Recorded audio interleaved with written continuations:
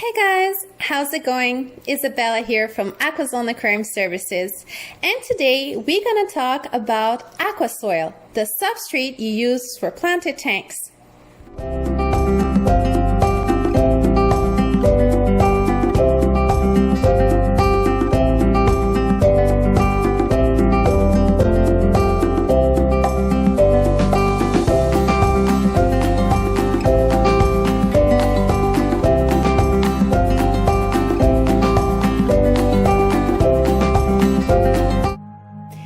So, you want a beautiful planted aquarium, and you've heard that you need some AquaSoil or plant substrate or just earth or dirt. You know, there's many names and many brands, fluval stratum, other types of AquaSoils. There's some made by ADA, you know, the famous Takashi Amano Aquascaper.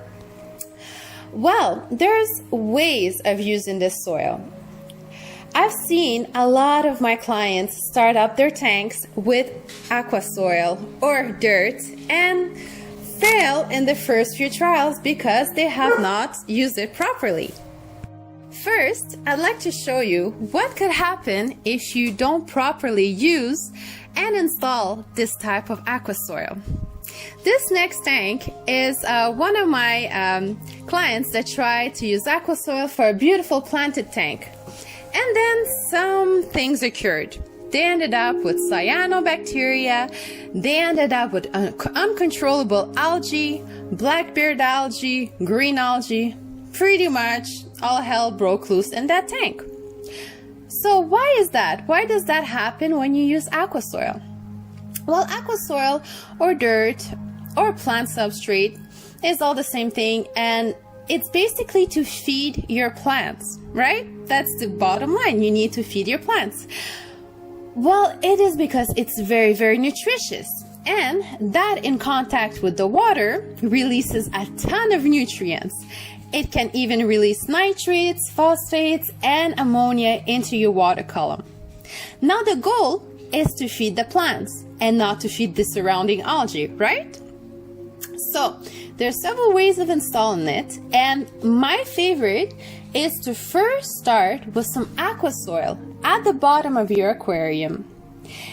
And then you can either plant the plants into it, or the second phase, you put a thick layer of sandy substrate of your liking on top of it to cover it, so that when you do plant your plants, only the plants through their roots are nourished and not the algae in the water column and in your tank, so that it doesn't feed anything else than your plants. That is the right way of doing it. Now, if you're setting up a shrimp tank, obviously you will probably just need some AquaSoil at the bottom, a very thin layer. Also, when you do AquaSoil aquascapes, it takes several months for the nutrients to be released into your tank and cycling. It's very nutritious. It already has good bacteria in it, but it takes a long time to cycle it. So if you do an aquascape and right away put fish, which you shouldn't do in any ways in any tank, but let's say, they will probably experience an ammonia spike and start dying off. So you first need to make your aquascape with your AquaSoil, cover it with a nice thick layer of sand, plant your plants, and then in a month or two, you start slowly adding fish. This does not mean you cannot add a few Amano shrimps or cherry shrimps to keep, the plants healthy and pretty, but overall, take your time. Also, when planting plants in an aquarium, it takes several months for them to make nice, strong roots into the substrate. So if you introduce fish right away, let's say plecos or corydoras, they will dig into your substrate and unroot your plants. And yeah, your plants will be floating on the top of your tank. That's not what you want, right? So to have a successful, healthy aquascape of luscious green, you have to have the AquaSoil underneath the sand.